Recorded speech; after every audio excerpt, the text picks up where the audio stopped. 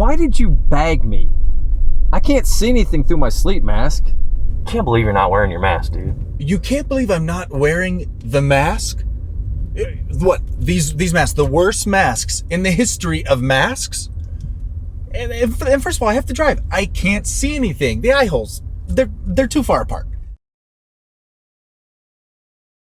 Welcome to the Tallgrass Film Center. I'm Lester Rowe with Alex Schneider, who won second place, Audience Award, and Best Cinematography for their Take 36 film race entry. That was the case of the Mondays. That we could be recording this on a Monday. We could Let's be. just pretend like this is a Monday. It's hot like it's a Monday. It's about the same temperature that it was for That Monday. day. Yeah, yesterday. And yesterday, for that Yeah. matter. Once you get over 100, it's just hot. We don't really have to deal with 103, 9. Yeah, once the week is just all hundreds, it just all bleeds together. Yeah, then you forget what day it is. So you had the case of the Mondays. Yes. Do you remember what your elements were for the film race? Because, you know, every race with these film races, there's the elements of like where you shoot, how you say maybe certain lines, what lines you need to say. What were the elements that got yours going? Yeah, that's a good question. So much time has passed. I know we had to shoot our location. We had to have at least Keeper of the Plains general area. And then we had to have, the prop was a piece of local art. Mm-hmm. And then our line was, oh man, I really can't remember what the line was. Most people don't. It really does. Like, so much time has passed that it's just. I love the feeling of local community. Yeah. So our line was, I love the feeling of local community. And then you had the arc shot. Yeah, and we had the art shot, and I think that was it on everything that we need. Well, then actually I take that back. The wild card was heart. And that could have just been anything that just our creative minds could have come up with. Was this your first time entering into the film race? It was not. This has not been the first time I've entered into Take 36. So compared to other years, how did these elements stack up? Were they more easier to use or more difficult to use, or how do you measure against the other times you competed? The other times I've competed, this is the first year I've actually been behind the camera. Usually I'm in front of the camera acting. But I do kind of help with like writing and all that stuff with the elements. But this year was, it's just, you never know what you're going to get when you enter into these festivals. And that's the joy of it, is that you just don't know, and you have to kind of wing it. It was still difficult. It's still difficult because you don't know what you're going to get. You get it and you're like, well, we have to write whatever we can to fit this. But my overall goal for this film race this year was, I didn't compete last year, so I got a team together and I just wanted to have fun. So we ultimately went into it wanting to have fun. Did you have fun? We had a blast. And I think ultimately it came down to when we were like, yeah, we're doing a comedy. So talk about writing it, because you get all your elements that Friday night. Yep. And as it says, you got 36 hours to figure out. So talk about writing it, because you did have, of probably all of them, a more polished script. It felt put together like you had days to put it together. So talk about writing the script and figuring out, what that story is going to ultimately be. Yeah. So, and thank you for that. That's a wonderful compliment. We ultimately, when we got the elements, our team and I, like beforehand, we said we want to try and be done writing by 11. For some reason, we were just like, we want to try and be done by writing by 11. So when we got the elements, I hopped in my car, called up the guys, and because they were all huddled together at our location that we were gonna write, and I said, these are the elements. So they kind of started a little bit like as I was driving. They kind of got some ideas going. So it's when I showed up that we all just kind of really started cranking out ideas and all that. And really, probably within the first, hour and a half, 2 hours, we had a pretty good idea of what we were gonna do. We had all these like kind of little tidbits, little scenes that were like, oh, this would be funny if we can pull off. This would, this might work here. And once we kind of got those ideas and those scenes kind of thought out, then the rest of the time was really like, okay, well, now that we have those ideas and those scenes, how can we make it seem linear or, cohesive? So after doing that, we got done. I think we were a little over 11, but we were pretty close to our timeline of when we want to be done writing. So 11 p.m.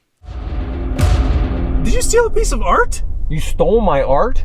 Yeah, the one above the toilet. It looked expensive. Well, it's not. It's local. Oh, really? Well, you'll be getting that back then. Hey, what's wrong with local? I love local art.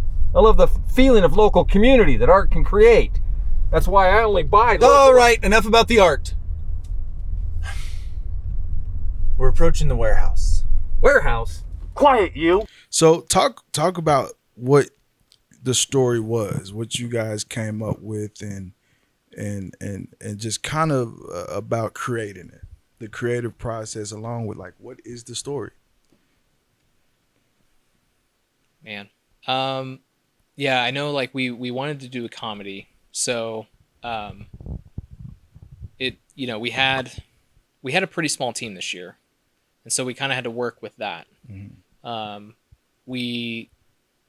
reached out to my friend Mark Anderson, fantastic actor, by the way. I mean, if anyone out there, just look up Mark and all the work he's done. He's so awesome. So And who was Mark in your Mark was the guy who was kidnapped. And I really feel bad that I feel like he was so underused, but I reached out to him and I said, hey, we're going to do the Take 36 film this year. Do you want to be on our team? And he said, absolutely. So without knowing anything about the film, like what we were going to do, we put it all together and we're like, okay, meet us here. And he kind of had a small part, but I knew like in my eyes, he had like the best punchline, the best, like the thing that really like sells it at the end. And with Mark, he's just such a talented actor. So first off, I knew he could pull it off. But I've rarely seen him in comedies, like really like kind of like, I don't think slapstick's the right word because there wasn't really a lot, but there was that one scene where, it involved him and the other actors who just like lose it. And and I just knew, I was like, okay, well, he's gonna have fun doing that and then being the punchline at the end. So having him involved, and then with the other two actors that we ended up having who actually helped write, it kind of revolved around that. Like we have a small team, we have a small crew. Let's try and make this as guerrilla as possible, run and gun as possible. I don't know if I saw run and gun. Well, it was, man. It was like, I mean, we had a definite like schedule. Once we got everything kind of like situated and kind of, okay, this is the script. We're finalizing this. And then we went on to like setting up. I mean, it was go time, but it was very much run and gun because I'm probably gonna jump ahead on the question. No, but, we just having a conversation. So once we got done writing, because Mark showed up, man, I'm just gonna give you a play-by-play on that, on the 36 hours of madness that it was. So Mark shows up probably 30 minutes to an hour after we're done, like we're done writing and all that stuff. So he shows up, we're starting to set up the first scene because we start shooting that night. Because like when we wrote the script, we're like, okay, these are the scenes we could probably do tonight. So we start shooting the car scenes where he is kidnapped officially. Okay. And we shot that, and then the interior in the house, um, when he's sleeping, when he's right before he's kidnapped. We shot that, and so we started probably shooting at midnight, and then we didn't get done until those two scenes. We didn't get done until probably about like 5 a.m. Hey Because we man. took our time. That's one thing like that I think is actually absolutely crucial um, for cinematographers out there is like lighting. Lighting is so important. So making you can craft the image so much more if you take the time to light. So we really took the time to light. But we got done at 5 a.m. and so I got home and I had to copy footage over because I wanted to make sure it was in two places. Redundancy people. Um, Professionalism right yeah, there. you do not want to copy it over to one place and then the next day you're like, you format the card and then you go home and you're like, oh, that hard drive's corrupt. Whoops. Or drop the hard drive. Exactly. I know Yeah. what that's like. So, two places, and then I fell asleep probably about 6:30 a.m. and then we started shooting the next day at 8:30. So I only got like a couple hours of sleep, if that best. I mean, so and then from there we were shooting from 8:30 till uh, well we knew we had a sunset shot we wanted to do. So man, we were really shooting until probably about 8:30 or 9. So when does the editing process take place? Because um you have the time, like you said, you took the time. You got started early, but you had a long session for only a couple scenes, and it looks like you guys had something like 7 to 10 scenes in there all together. When you start to factor, what you guys do in the basement, and then the office shots and stuff like that. So how do you, without when you're shooting out of order like that, how do you get an edit? No, okay, we are following the board that we created or the script that we created. Yeah, it's again, it really kind of like when we wrote the script and kind of got it all together. We, first off, where we wrote the script, that ended up being where Mark's house was, where he was sleeping, and the next scene was the driving scene. So it was really just, and it was outside that house that we just kind of drove around the neighborhood. But then that the basement area and then the office area, we really lucked out. One of the guys that was on our team, his dad, like has either access to that building or owns that building or somewhat. The office space. Both. So that's the kicker, is that both the office area and then the basement was the same building. We didn't really have to travel to too many locations. We had we kept it really, that's why I meant like guerrilla style. It was really tight, it was really concise. So when we were in the basement, we scouted the office area, kind of got stuff set up, lights and stuff, and kind of just left them there. And then we went down and did the basement area. So we were able to knock up the basement area and then just go up to the whatever level it was and shoot the office scene. So you talked about taking the time as a cinematographer, being able to take the time and light and paint the room the way you want it, and kind of shape what that image looked like. But one thing that is often complicated for many of these film race contestants or filmmakers is the sound. And you guys actually have really good sound as well. Now, that doesn't mean there wasn't a hit or miss, but overall, this felt, looked, and sounded like a very clean, well thought out film or short compared to maybe some of the others. So when you talk about taking the time for the picture, talk about taking the time to make sure that sound is good, especially cars. Those are hard. Yeah, so sound is absolutely important as well. And a lot of people, and maybe I'm going against what I said earlier, is sound is definitely more important because I have heard the term or heard other cinematographers say that, you know, if you're watching a short film or just any sort of film whatsoever, and the audio is bad, you're more than likely to click away or just stop watching that because you just can't get immersed in it. You can't understand the story. So what's the point? Whereas if you have a film that has kind of, you know, mediocre lighting or just flat out just like no lighting, but the audio is fantastic, you're more likely just to watch it because like you're engaged in the story. So yeah, we definitely took audio into account. And we, you know, the camera that I was shooting on doesn't have the best internal preamps, or at least that's what my case and on other shoots and all that stuff. But it actually, I was pleasantly surprised with most of the stuff we shot with the mic going directly into camera. I was like, man, this actually sounds pretty good. I think we kind of nailed it.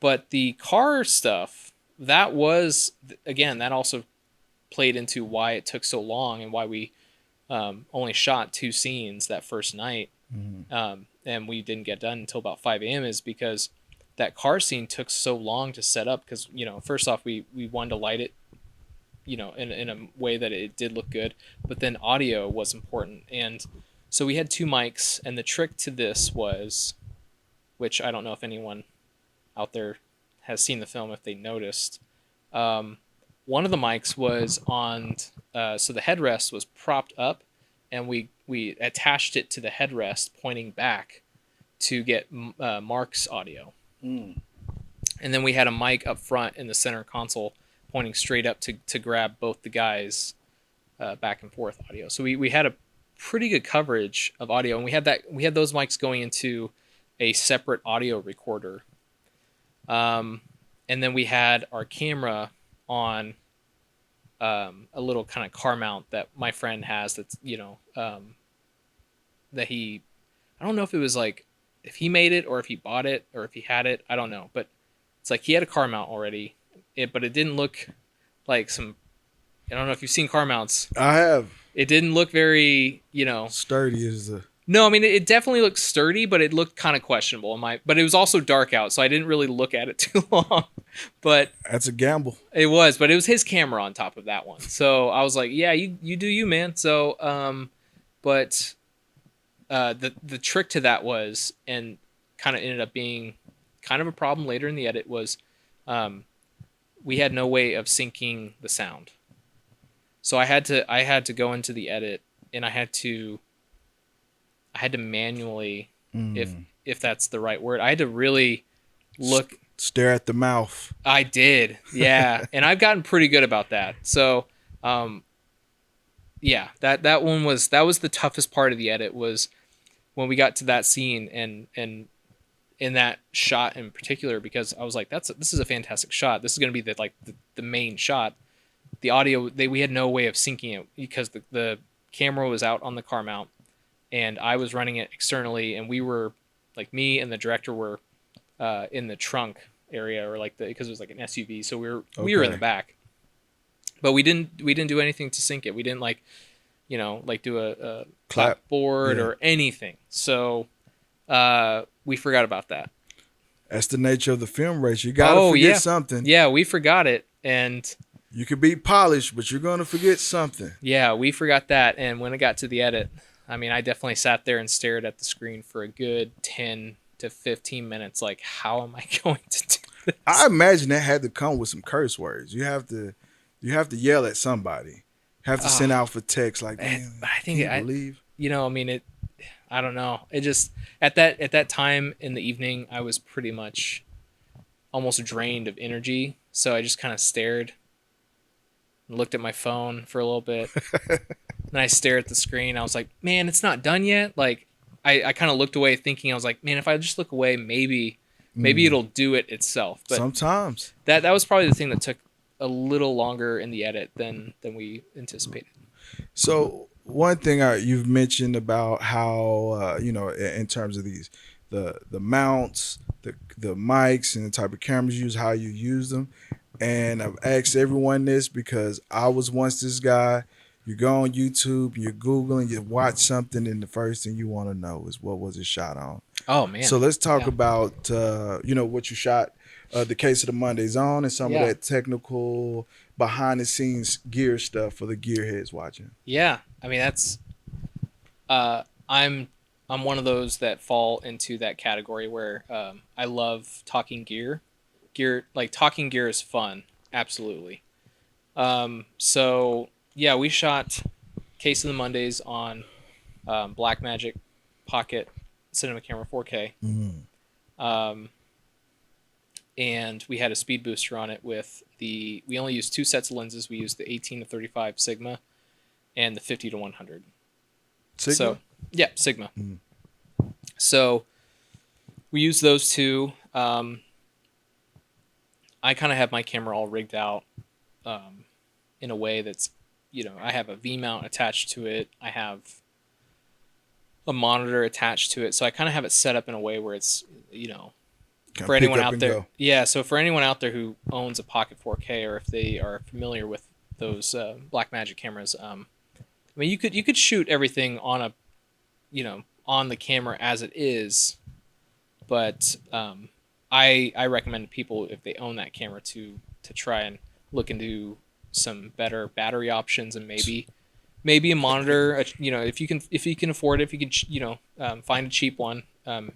But so we did that, and the lighting equipment we had was Aperture lights. That me and the director, we own a couple Aperture lights. So If you're gonna own Aperture lights, you definitely should have external battery on your Blackmagic. There's no way. yeah. You just can't. You can't pay for that and not pay for the extra battery work on the Blackmagic. Yeah, so I mean, I had a couple of V-mount batteries that, I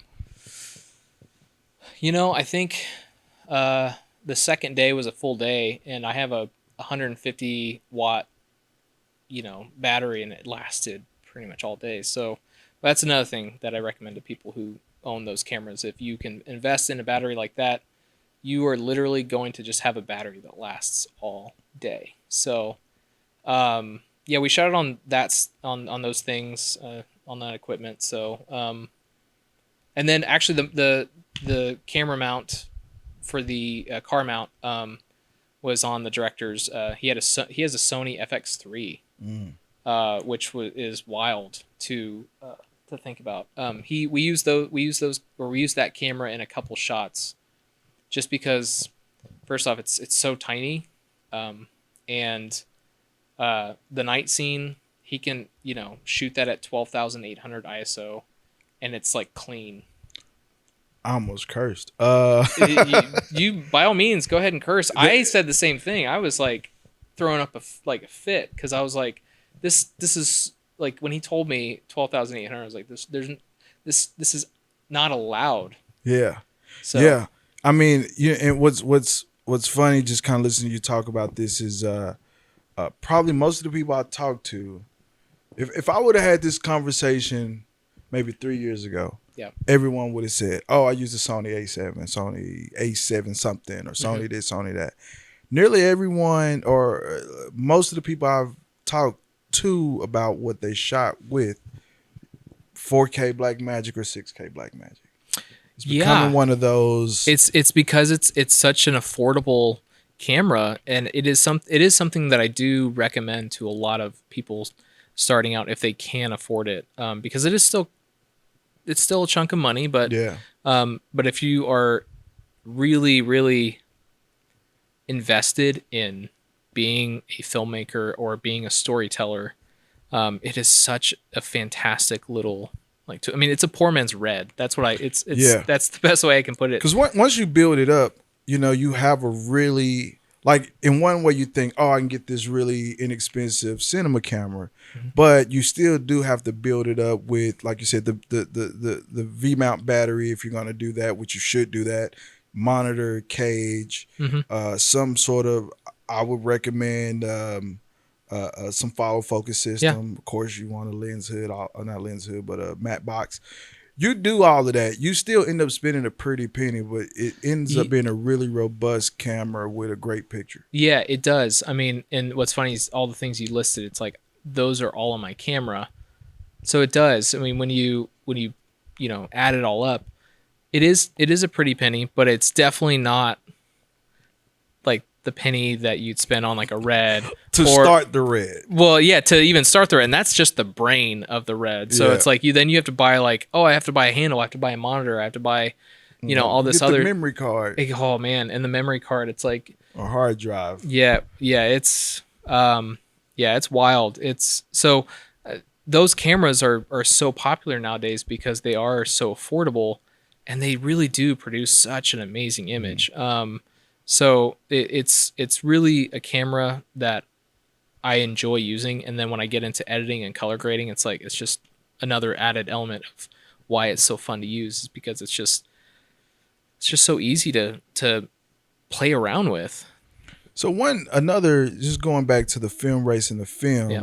another thing that often happens, these film races take a lot out of people. And a lot out of people also means a lot of bickering and fighting and things like that, behind the scenes. Did you guys have any of that? And who was the headache?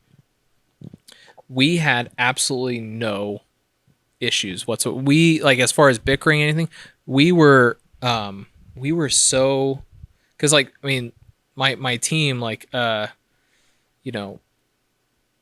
of them, basically the writing team, was me, one of my best friends, both of them. Don't give them some name drops. Yeah, I'm gonna give some name They're drops. gonna be mad if you.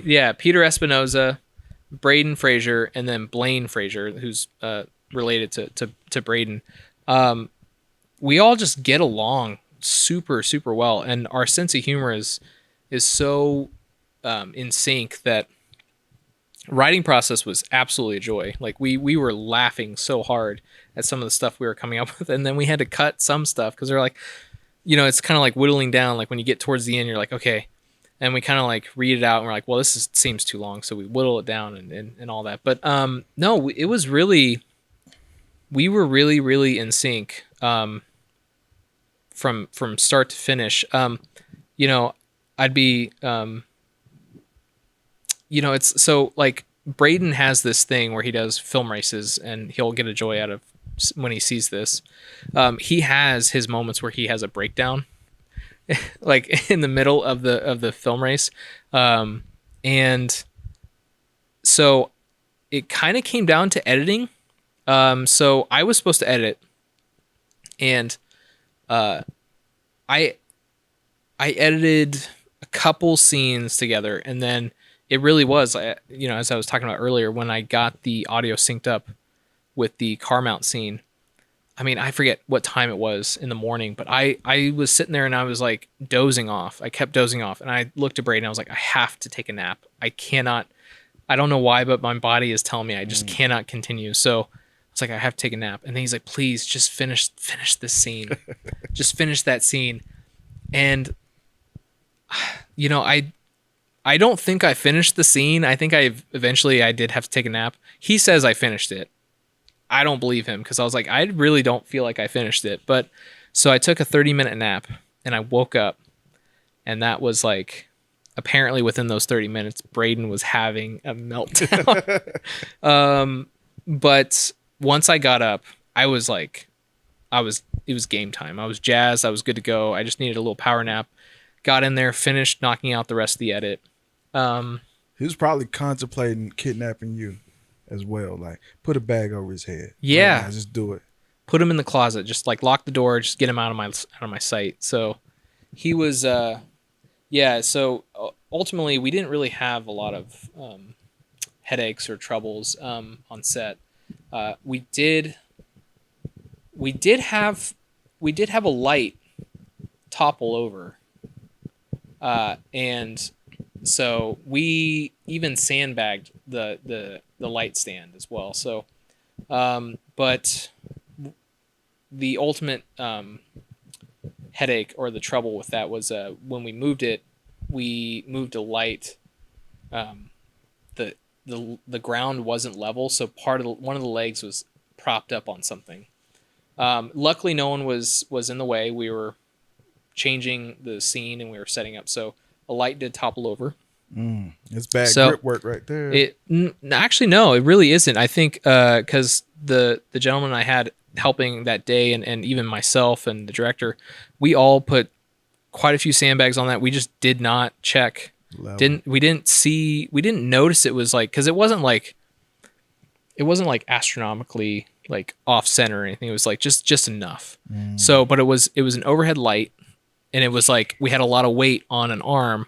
So that's the problem. So and that falls on me, because I ultimately looked at that and I was like, I feel like we could probably put a sandbag on maybe the handle of the C-stand arm to kind of just add a little bit more weight. But we didn't have anything that was coming out the back end to hook on to really counterbalance that. So that, again, that's another tip for people out there who are doing these film races or just any sort of short film.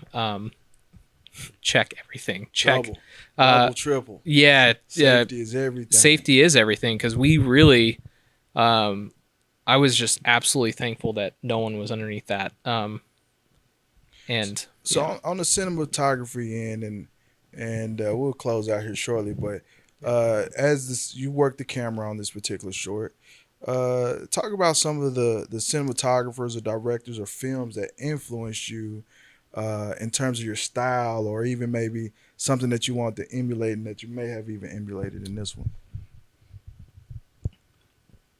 That's a good question. I try to have one. Yeah, no, I mean they've all been really good questions. This has been absolutely fun. Yeah, it's tough because I'm influenced by so many different directors and cinematographers, but probably one of my favorite cinematographers, and I don't know if you've had people. I feel like maybe you've had people mention him, but it's Roger Deakins. Never. No one ever brings up Deakins. Yeah, he's like he is like the king of, and when I say king, is that his way of lighting and his way of, he's so natural in the way he lights. It's just absolutely like. Also expensive in the way that he lights. Well, not really. So he actually, and I've studied the way he lights some stuff. He uses natural light as much as possible. He's very good about that. But he also, when he does have to light a scene, he does it in a way that's, you can go out and buy. Well, first off, the lights are going to probably be, if you can try and find a light that can output. You're fine. I thought we were fine. Maybe the dog. Who let the dogs out? Yeah, I was about to say, who let the dogs out? They may not hear the dogs, so you're probably just giving away something that they don't even hear. There's some dogs out there. But yeah, it's Roger Deakins is probably one of my favorite cinematographers. And just the way he lights and the way he crafts an image as a cinematographer, as a director of photography himself. Yeah, he's just really, really good about that. He's very conscious of how the image should look. So I wouldn't necessarily say what we made was like, I was definitely trying to reference anything he did, but yeah, I mean, I'm starting to forget like your question, like your influences. So I will say into the at least in the, I won't say the style of Deakins, but you guys had that arc shot where you wrapped around. One of those things that it can be difficult to do is do a shot like that and have a good lighting that is going to work all the way around, and that looked very balanced and even and smooth. Well, I appreciate that.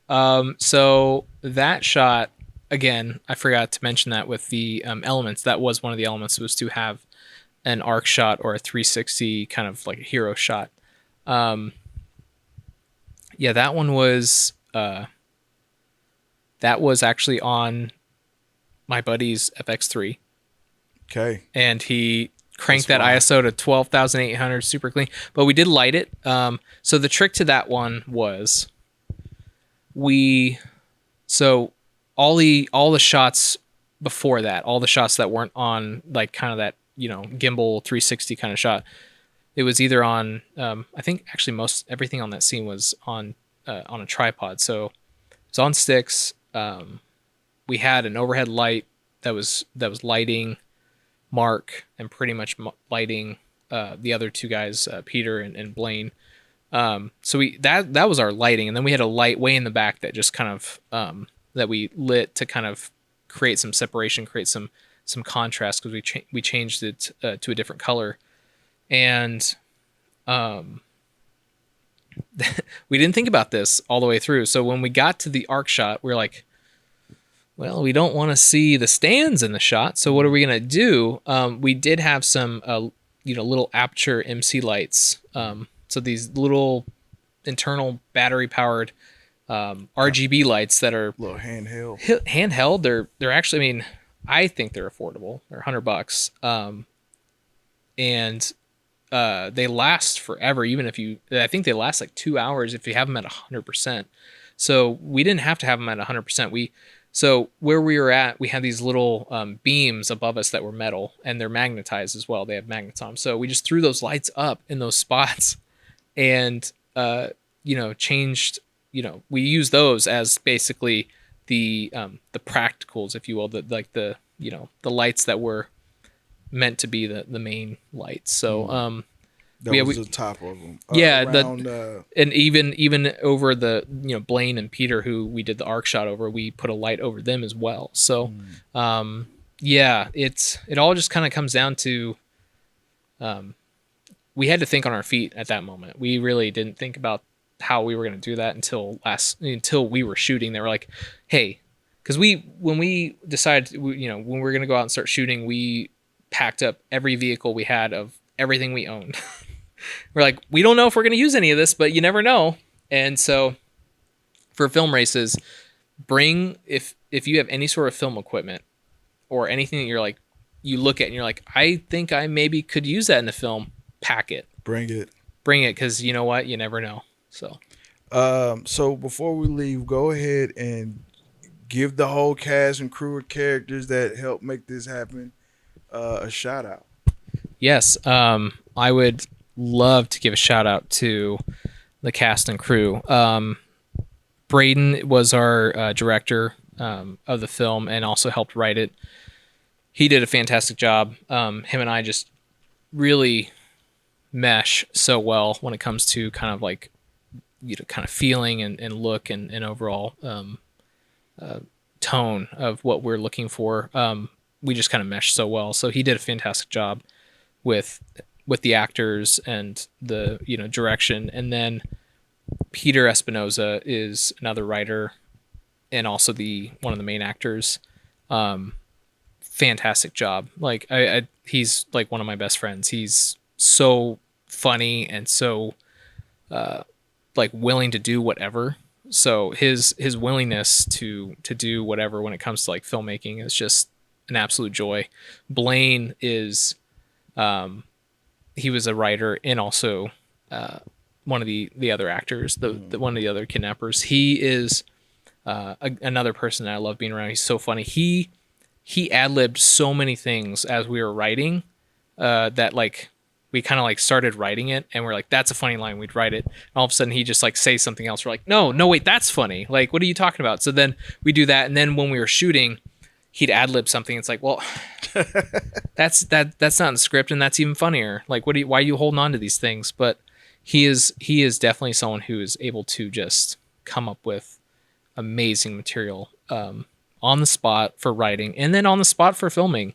And then Mark Anderson, as you heard me earlier, I love working with Mark. Mark is an absolute joy, fantastic actor. I can't wait to work with him more in the future on other stuff. I've worked with him on the past, worked with him on this, and then I have some other projects in the future that I want to work with him on, that he is so good. And I'd say he's underutilized, but maybe not, because everyone knows about Mark and they're just like, we want to use Mark. And it's like, no, for good reason, because Mark is so good.